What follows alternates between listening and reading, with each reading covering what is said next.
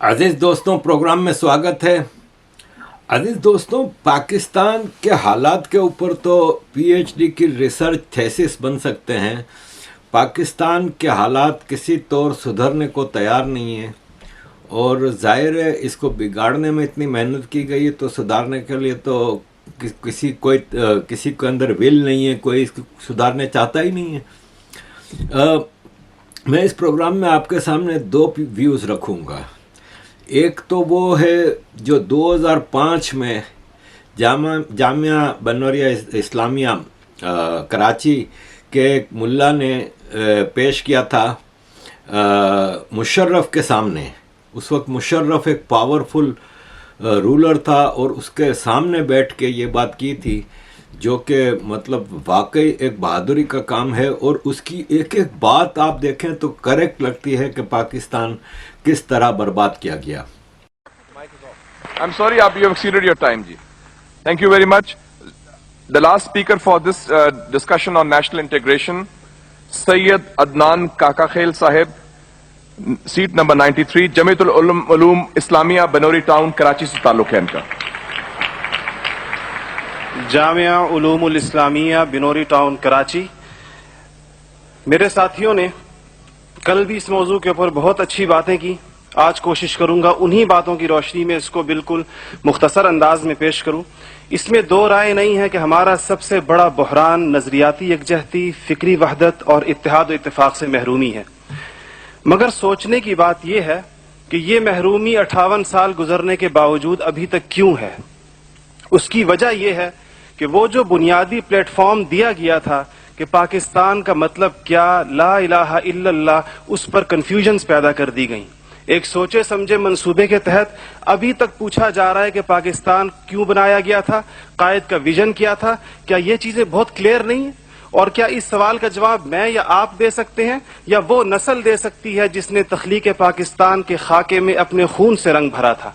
ये उनकी रूहों के साथ मजाक है, ये उनकी रूहों के साथ मजाक है, ये उनकी कुर्बानियों का मजाक है कि जी आप तो कट मरे, हमें समझ ही ना आया कि आपका मसला क्या था। हमारा दूसरा बड़ा मसला अमन व अमान की दिगरगू सूरत हाल है और बदकिस्मती से इसको बाज औकात कहा जाता है कि इस्लाम जिम्मेदार है। हालांकि कुरान का मुताला बताता है कि सबसे ज्यादा इस्लाम अमन व अमान के ऊपर जोर देता है।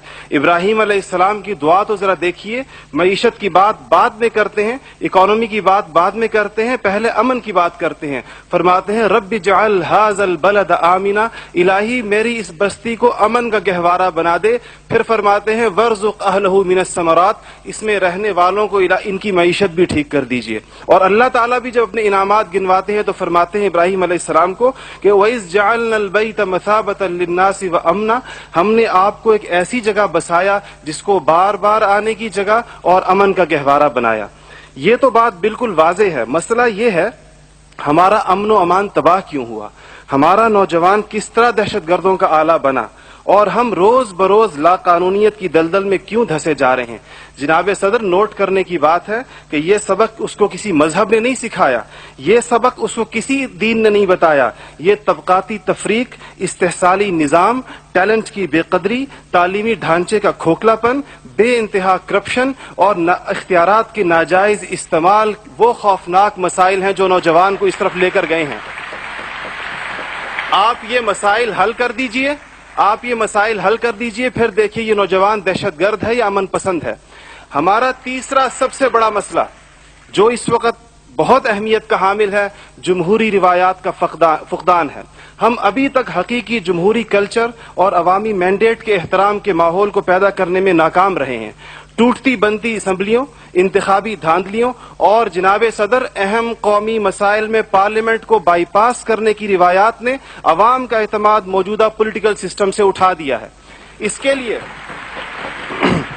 हमें अपने उस पड़ोसी मुल्क से सबक सीखना चाहिए जहां से मुशाहिद साहब तशरीफ लाए हैं और आप अनकरीब जाने वाले हैं। उनकी और हमारी तारीख आज़ादी एक ही है। उनको और हमको हमें और उनको एक जितना वक्त मिला है, मगर उन्होंने अपने यहाँ जमहूरी अक़दार को इतना मजबूत कर दिया है कि हुकूमत कितनी नाकाम साबित क्यों ना हो जाए, कोई भी उफ्ताद टूट पड़े, ये नहीं हो सकता कि फौज बैरकों से निकले इक़्तिदार में आकर बैठ जाए। इसी तरह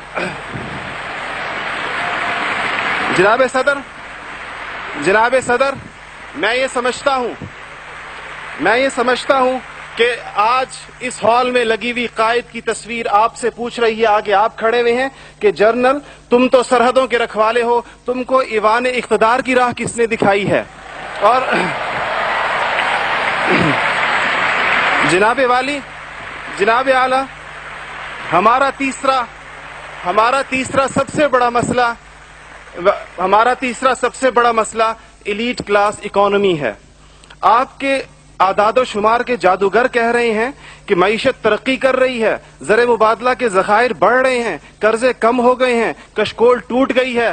آپ بار بار کہتے ہیں پہلے ہم مانگنے جاتے تھے، اب ہم دینے جاتے ہیں، اور عوام حیران ہے کہ خدایا کیا ماجرا ہے۔ معیشت ترقی کر رہی ہے، غریب کا چولہا بجھ رہا ہے، زر مبادلہ کے ذخائر بڑھ رہے ہیں، پٹرول کی قیمتیں آسمان سے باتیں کر رہی ہیں، روپے کی قیمت ڈی ویلیو ہوتے ہوتے کہاں آ کھڑی ہوئی ہے۔ اور اس کے بعد ایک اور بات جناب صدر، آپ نے کہا کہ بسنت منانے سے کچھ نہیں ہوتا، اسلام تفریح سے ہرگز منع نہیں کرتا بلکہ صحت مند تفریح کی حوصلہ افزائی کرتا ہے، مگر خدارا محروموں لاچاروں کی آرزوؤں کے مزار پر دھما چوکڑی نہ مچائی جائے۔ دیکھیں اسلام یہ کہتا ہے اگر ایک گھر کے اندر ایک عجیب تاثر ہے، ٹھیک ہے لوگ انفرادی طور پہ پتنگ اڑائیں، کوئی اس کو حرام نہیں کہتا، مگر جب ایک غریب دیکھتا ہے کہ میرے پیٹ میں روٹی نہیں، میرا صدر پتنگ بازی کر رہا ہے، تو وہ یوں سمجھتا ہے کہ ہمارے درمیان کوئی گیپ ہے۔ آپ بالکل وہ سمجھتا ہے، غریب کہتا ہے کہ میں، غریب دیکھتا ہے، غریب آپ کو اس کے احساسات کا بالکل اس طرح لگتا ہے ایک گھر کے اندر میت پڑی ہو اور آپ دوسرے گھر کے اندر ڈرم بجائیں کہ میں تو آزاد ہوں، غم تو تمہارا ہے میرا نہیں ہے، تو اس کو کوئی بھی اس کی اجازت نہیں دے گا، کوئی بھی مذہب کہے گا کہ نہیں، اس کا احساس کیجئے، اس کے اشک شوئی کریں، اس کو سینے سے لگائیے۔ اس کے علاوہ جناب صدر ایک بہت اہم بات جو ہم محسوس کرتے ہیں کہ بعض مسائل آپ کے لہجے کی کرختی کی وجہ سے خراب ہوتے ہیں۔ آپ بلوچستان کے عوام سے کہتے ہیں تمہیں ہم وہاں سے ہٹ کریں گے، تمہیں پتہ ہی نہیں چلے گا ہم نے تمہیں کہاں سے ہٹ کیا ہے۔ یہ چیزیں آپ قوم کے بڑے ہیں، آپ کو بالکل قوم سے اس انداز میں گفتگو کرنی چاہیے جس طرح آپ اپنے بیٹے بلال سے گفتگو کرتے ہیں۔ آپ کو اس کے جناب صدر آپ کا لہجہ جو ہے، وردی کی بات میری بہن نے کی، وردی کی بات تو آپ نے خود 14 کروڑ عوام سے کہا تھا میں 31 دسمبر کو اتار دوں گا، پھر قوم کے وسیع تر مفاد میں آپ وعدے سے مکر گئے۔ تھینک یو جی، شکریہ، مہربانی، تھینک یو، آپ کا ٹائم ہو گیا ہوگا جی۔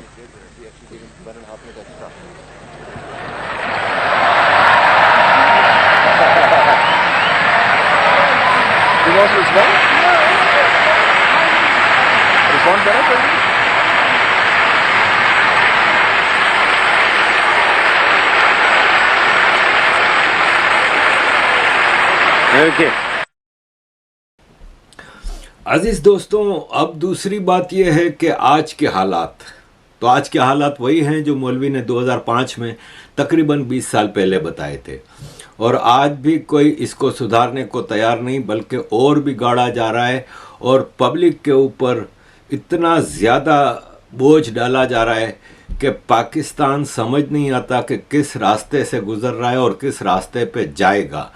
تو عزیز دوستوں، یہ دوسرا پوائنٹ آف ویو آپ کے سامنے رکھ رہا ہوں۔ اس میں یہ صاحب بتا رہے ہیں کہ آج پاکستان میں کس طرح چیزوں کو خراب کیا جا رہا ہے اور برباد کیا جا رہا ہے۔